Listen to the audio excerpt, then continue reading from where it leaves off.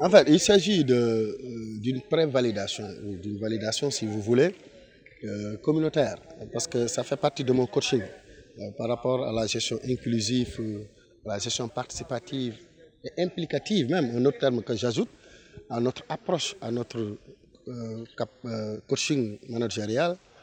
J'ai décidé, s'il s'agit d'un projet qui impacte un quartier, d'impliquer cette communauté-là et de leur exposer et recueillir leur point de vue. Alors, en fait, il y a depuis très longtemps, depuis belle lurette, 6 classes qui sont complètement englouties.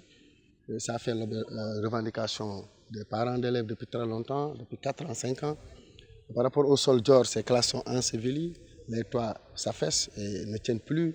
Il y a énormément de trous à rats dans les salles de classe. Ce n'est pas des classes respectables pour une humanité. Et j'avais porté sur moi l'engagement de les reconstruire. Dieu a fait, dans le cadre du PACASEN, j'en ai fait une seconde priorité. En dehors de l'éclairage public, j'avais décidé sur un fonds de près de 60 millions de reconstruire, de démolir complètement les 6 classes englouties qui sont à l'école 9B et de construire en hauteur. Alors c'est cette année 2021 qu'on doit le réaliser, mais l'appel d'offres, le dossier technique est déjà fait. Donc les fournisseurs compétissent présentement ou soumissionnent. Mais avant de terminer le dossier technique, j'avais besoin de l'avis des populations pour clôturer. Parce qu'on ne lit pas une personne et qu'il reste entre 4 murs et vouloir faire pour ces populations qui sont là, qu'on peut consulter. Vous avez vu, j'ai proposé un draft de brouillon, une architecture avec des aménagements.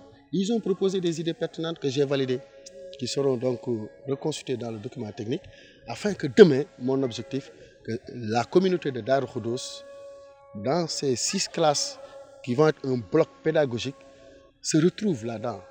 Parce qu'elles auraient participé dans la conception, la réalisation, mais surtout pour l'entretien et le suivi.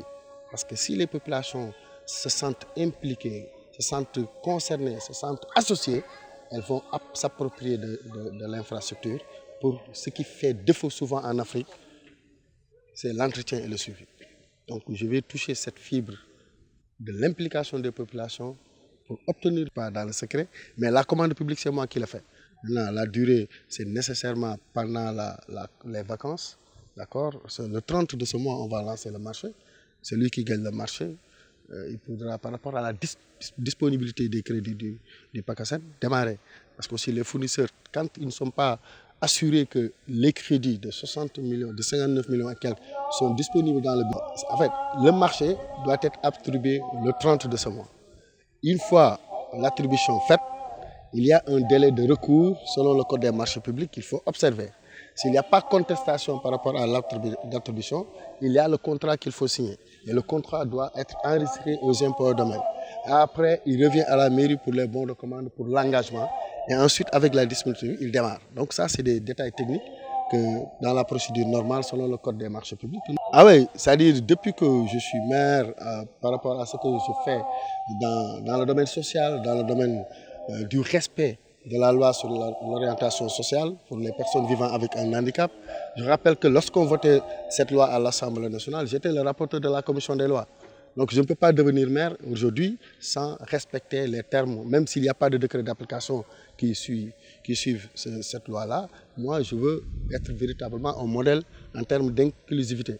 C'est pourquoi, au-delà des actions que je fais en recrutant les personnes vivant avec un handicap dans le cadre de la gestion de la commune, comme des employés avec des CDI, toutes les actions que je fais pour impliquer toutes les couches, les handicapés moteurs, visuels, etc., je veux que tous les bâtiments qui seront sous mon autorisation puissent prévoir des rampes d'inclusivité pour les personnes vivant avec des handicaps, pour leur accessibilité à ces infrastructures, parce que ces personnes font partie de la communauté.